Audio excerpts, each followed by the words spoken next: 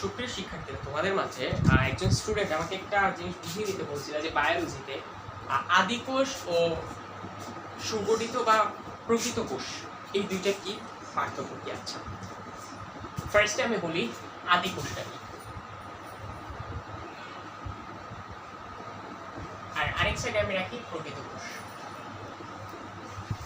দেখো, এই পৃথিবীতে যে বর্তমানে জীবের যে বিস্তার আছে না, এই জীবনের যে বলতে গেলে পৃথিবীতে জীবনের কি বলে এটা, যে অস্তিত্ব আছে না, এই অস্তিত্ব যখন ছিল, আমরা এখন যতগুলো জীব আছে মানে ম্যাক্সিমামই হচ্ছে তোমার প্রকৃত কোষ বিশিষ্ট।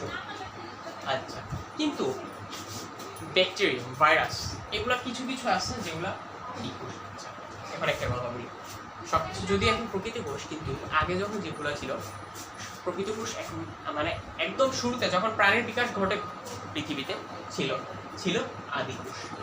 আচ্ছা, তারপর আস্তে আস্তে তোমার বিবর্তনের মাধ্যমে দিন দিন গেল, অনেক জীব আসলো, উন্নত মানের জীব আসলো, তারপর আসলো প্রকৃত কোষ। এখন আদি কোষ আর প্রকৃত কোষের মধ্যে পার্থক্য নেই। আদি কোষ মানে কি আগের কোষ, প্রকৃত কোষ মানে কি বর্তমানের বাজে ন্যাচারাল কোষ।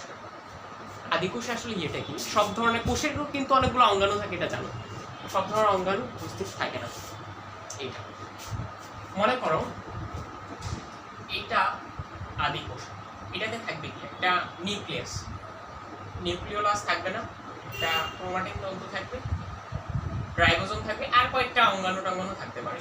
আচ্ছা, কিন্তু তুমি যদি একটা প্রকৃত কোষ দেখো, তাই এটাই দেখো কি কি থাকে, নিউক্লিয়াসের পর্দা থাকবে, নিউক্লিওলাস থাকবে,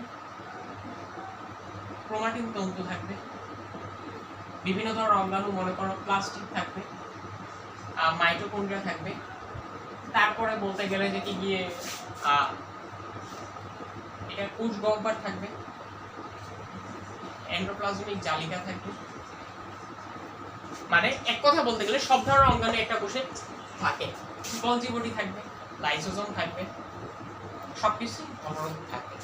আচ্ছা, প্রকৃত কোষে আর কি একটা জিনিস যে সব ধরনের অঙ্গাণু বিদ্যমান, কিন্তু আদি কোষে থাকে। আরেকটা মজার বিষয় হচ্ছে প্রকৃত কোষের যে ক্রোমোজোম, এটা তোমার আসলে ডিএনএ থাকে। ডিএনএ দেখতে কেমন জানি তো, এখানে যদি তার একটু এঁকে দেখাই,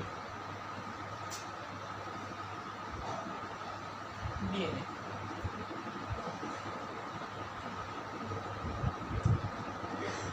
কিন্তু আদি কোষের যে এটাতে তোমার ডিএনএ থাকে না, এটা থাকে আরএনএ। আরএনএ হচ্ছে রাইবো নিউক্লিক অ্যাসিড, আর ডিএনএ হচ্ছে ডিঅক্সিরাইবো নিউক্লিক অ্যাসিড। তো এটা হচ্ছে পার্থক্য। আচ্ছা, এখন আরো কিছু বলি। আদি কোষ এটা থাকে অনুন্নত মানের জীব, এককোষী জীব বেশিরভাগ, মানে যে জীবগুলা একটা কোষ নিয়ে গঠিত, এটা আর কোনো কোষ নেই। তারপর যারা মনে করো যৌন জনন করে না, তারপরে হচ্ছে যে কি গিয়ে যাদের উন্নত বলতে গেলে উন্নত মানের কোনো বৈশিষ্ট্যই নেই, ব্যাকটেরিয়া, ভাইরাস, এগুলো। আচ্ছা, এখন প্রকৃত কোষ এটা কাদের থাকে? এই পৃথিবীতে যত উন্নত মানের জীব, মানে জীব, প্রাণী, উদ্ভিদ চাই হোক, সবার থাকে। মানুষের আছে, হাতি, ঘোড়া, উট, ভাল্লুক, যা দেখো আশেপাশে সব কিছু আছে, ইভেন তেলাপ করা আছে। তারপরে হচ্ছে যে কি গিয়ে উদ্ভিদেরও প্রকৃত কোষ। তো যাই হোক, আজকে ক্লাসটা এতটুকু। আশা করি তোমরা আদি যে কোশ্চেনটা করলা তাকে অসংখ্য ধন্যবাদ জানি করার জন্য, এবং আদি কোষ আর প্রকৃত কোষ তোমার আশা করি বোঝা হয়ে গেছে। এবং বাকিরা যারা দেখতেছো, তোমাদের যদি এই টাইপের কোনো কোশ্চেন থাকে আমাকে করতে পারো, ইনশাল্লাহ আমি সলভ করে ক্লাসটা দিব। তো আজকের ক্লাসে এতটুকু, সকলকে